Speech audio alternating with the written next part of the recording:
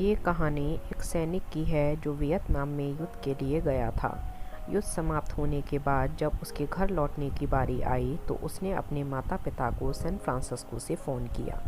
माँ और पिताजी, मैं घर आ रहा हूँ, लेकिन घर आने से पहले मुझे आपसे एक बात पूछनी है। मेरा एक दोस्त है जिसे मैं अपने साथ घर लाना चाहता हूँ। क्या मैं उसे ला सकता हूँ? बिल्कुल बेटा, ये भी कोई पूछने की बात है। हमें तुम्हारे दोस्त से मिलकर बहुत खुशी होगी, माता पिता ने जवाब दिया।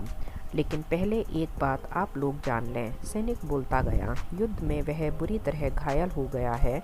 उसने एक बारूदी सुरंग पर पैर रख दिया था और उसमें उसने अपना एक हाथ और एक पैर गंवा दिया है।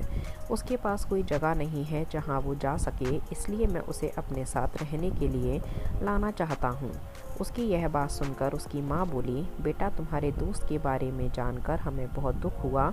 हो सकता है हम उसके रहने के लिए कोई जगह तलाश कर सकें।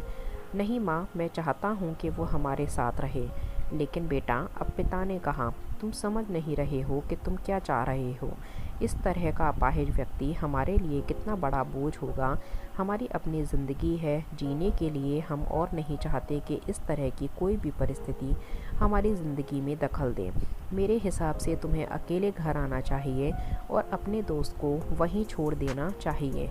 वह अपनी ज़िंदगी जीने के लिए कोई ना कोई रास्ता निकाल ही लेगा। सुनकर उस सैनिक ने फ़ोन रख दिया। कुछ दिनों बाद उसके माता पिता को सैन फ्रांसिस्को पुलिस से एक संदेश मिला जिसमें उन्हें बताया गया कि उनके बेटे की एक बिल्डिंग से गिरकर मौत हो गई है। पुलिस के हिसाब से ये एक सुसाइड केस था। दुखी माता पिता ने तुरंत ही सैन फ्रांसिस्को के लिए फ़्लाइट बुक कराई और वहां पहुंच गए। वहां उन्हें शहर के मुर्दाघर ले जाया गया ताकि वे अपने बेटे की पहचान कर सकें। उन्होंने उसकी पहचान कर ली, किंतु ये देखकर उनकी कपकपी छूट गई कि उनके बेटे का बस एक हाथ और एक पैर था। दोस्तों, इस कहानी में जो माता पिता हैं वे हम में से बहुत से लोगों की तरह हैं जो अपनी सुविधाओं को सबसे अधिक महत्व देते हैं। वे उन लोगों से प्यार करना या रहना या समय बिताना चाहते हैं जो दिखने में अच्छे हैं, स्वस्थ हैं या फिर जिनके साथ रहकर उन्हें मज़ा आता है। वे ऐसे लोगों को पसंद नहीं करते जो देखने में स्वस्थ, सुंदर या स्मार्ट नहीं हैं, या जिनके साथ वे मज़ा नहीं कर पाते या जो किसी भी रूप में उनके लिए असुविधाजनक हैं।